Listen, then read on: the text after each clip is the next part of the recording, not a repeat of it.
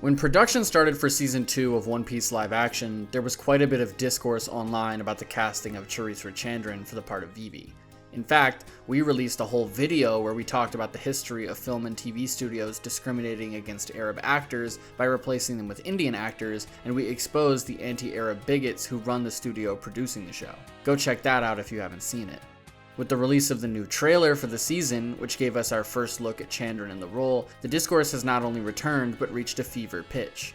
What has been particularly interesting is that, after months and months of people calling out the show for anti-Arab discrimination, people involved in the production have actually started to respond. Cast members, including Chandran herself, have come out to defend the casting. Unfortunately, the strategy they've rolled out is pretty fucking gross. Chandran took to Instagram, where she shared a bunch of hateful comments she has received since the trailer's release. For the most part, it's the usual suspects who show up when this kind of thing happens. A bunch of no-life white supremacist losers who are mad that they cast someone who isn't white, because apparently these idiots thought Vivi was Irish or some shit.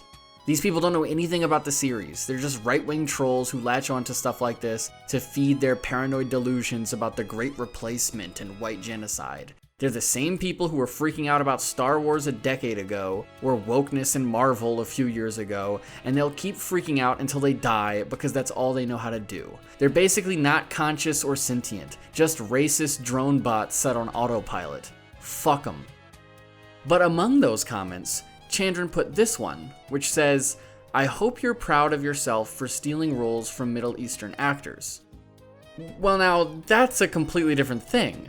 White supremacists being mad about seeing a non-white person, and a person calling out the very real and very obvious anti-Arab discrimination going on in the casting department, are not even sort of the same. It's actually very fucking weird and dishonest of Chandran to put them next to each other as if they have anything in common. Deliberately or not, she is equating people who are concerned about anti-Arab discrimination with racists. She even includes a reply calling Oda a Zionist, again equating the concerns of anti-Zionists with white supremacy. In Chandran's rhetoric, people who are racist to her are the same as people who accuse her of benefiting from a racist system. It's completely ridiculous. As a side note, as if to cover her ass, she reposted a picture of the actress Vanessa Redgrave at a Gaza protest later in the day, as a little virtue signal that she's actually woke about Palestine. To anyone familiar with Redgrave, this actually comes across as an insult. Vanessa Redgrave is a genuine radical. After the release of her documentary film The Palestinian in 1977, Zionist organizations tried to blackball her from the industry. One screening of the film was literally fucking bombed by a member of the Jewish Defense League. Like, an actual bomb exploded in the theater. It's slimy as fuck for Chandran to willingly work for a bunch of Zionists while shouting out someone who lost work because of her opposition to Zionism. Vanessa Redgrave is a hero. Keep her fucking name out of your mouth. In reaction to Chandran's initial posts, Rob Coletti, the actor cast to play Wapol, issued his own statement via Instagram, which is way too long and really poorly written, but which plays the exact same game, portraying all criticism of the casting as being simple anti-Indian, pro-white racism. Coletti's message was boosted by fellow cast members, including Nami's actress Emily Rudd, and in the midst of his rambling screed, he drops an absolutely insane paragraph. But let's talk facts. Nefertari is Egyptian. Where is Egypt? The Middle East. The Kingdom of Alabasta draws heavily from Middle Eastern and Southern Asian culture, and you're complaining because the actor chosen to play the role isn't white? Do you know how ridiculous you sound? Representation matters. Casting Charithra isn't changing the character, it's actually honoring Oda's intended vision. So to be clear, his argument is that Alabasta is based on Egypt, Vivi has an Egyptian name, and that is why they cast an Indian actress? What the fuck is that supposed to mean? And he has the nerve to say representation matters? That's literally the opposite of representation. Do you know how fucking racist you have to be to think that an Indian actor is an accurate representation of an Arab character? Do they just all look the same to you? Simply look at a fucking map and think about how ridiculous this idea is. Imagine if they cast a Chinese actor to play a character from Iraq and then claimed representation matters. Or imagine if there was a story set in a fictional version of Mongolia and all the lead roles went to Ukrainians, and then the studio came out talking about the importance of representation. What fucking representation? It isn't just Vivi, but also her father, Koba, who is set to be portrayed by an Indian actor. Even the actor they're using to play Vivi as a child in flashbacks is Indian. They literally cast every single major Arab role to be played by Indian actors. That isn't representation, that's discrimination. The other major talking point they've wheeled out is this one. Charithra was hand-selected by Oda. And there just doesn't seem to be any evidence for this at all. It's true that Oda probably has final say on most creative decisions, including casting, but he isn't sitting there sifting through all the audition tapes and notices from actors' agents and shit. At most, they are handing him a trimmed down list of the candidates the studio wants and letting him weigh in on what direction he thinks they should take. This is obviously the case because, firstly, Oda has his own full-time job and schedule to maintain.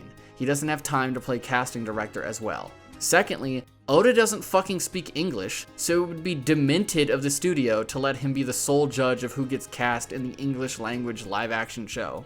And finally, the studio literally employs a casting department, and Oda is not officially credited for casting. By the way, that casting department includes people like Libby Goldstein, who was previously a lead in the casting department for the Showtime series Homeland. That show faced backlash for its anti-Arab racism, its portrayal of all Arabs and Muslims as suspect and possible terrorists, and its glorification of torture as a means of dealing with the Arab menace. The show is based on an Israeli series, and the main antagonist of the first 2 seasons is a character named Abu Nazir, a Palestinian who became a high-ranking leader of Al-Qaeda in Iraq. And would you believe it? Nazir was played by an Iranian-American actor, and not an Arab or Palestinian, because the people making the show were so fucking racist they wouldn't even cast an Arab to play an evil Arab. To sum it up, not only is the production studio run by anti-Arab racists, but the casting department for the show includes people with known track records of anti-Arab racism, and they deliberately chose not to cast Arabs for the biggest Arab roles in the show. But if you point this out or think it's suspicious in any way, the actors on the show will smear you as no different than a white supremacist. It's absurd. And to people who may wonder, why would Oda work with these people? Why would Oda approve of the casting? There is a very simple explanation. He doesn't know enough, and he doesn't care enough. Oda is not an expert on geopolitics, and I doubt he has time to really dig into the backstories of the people working on the project. Once the rights were transferred, I doubt he even has any sort of say on someone like Libby Goldstein working on the show. But even if he did, I doubt he would do anything. Even if Oda does think it's weird they aren't casting any Arabs, it would be wildly out of character for him to make an issue out of it. This is a guy who can overlook Watsuki being a pedophile to maintain the peace in their professional and presumably personal relationship. When Shonen Jump comes to him and says, "We want you to contribute to a celebration for Watsuki's work," he jumps right on board. If he won't throw down over a child predator at a company where he has actual sway, what makes you think he would stand up for Arab actors from countries he's never been to? Oda isn't a warrior for liberation. He just writes about one. And most One Piece fans aren't warriors for liberation either. They just read about one. That's why you can find posts like this one, with over 22,000 upvotes, where borderline illiterate people parrot all the same talking points listed above and portray concerns about anti-Arab racism as the real racism. They don't want to actually investigate these things or formulate a coherent political perspective. They just want to feel like they're on the right side of the issue. Who needs to study history, politics, or systems of oppression when you can just read a manga and pretend you have the whole world figured out? That's the story here, and that's the story of the whole world right now. Racists get away with it, those who benefit from racism portray themselves as its real victims, people who ought to know better let things slide because they don't want to rock the boat, and most of the population would rather assume they can navigate the world off their gut instinct than pick up a fucking book. It's despicable, and there are 400,000 Palestinians lying dead because of it. Oda won't say it, but I will. The creators of the One Piece live-action show are racist, anti-Arab bigots who don't deserve any support. Fuck Tomorrow Studios, fuck Marty Adelstein, fuck Libby Goldstein, fuck Zionism, and fuck you if you like them. It's up and it's stuck. Free Palestine.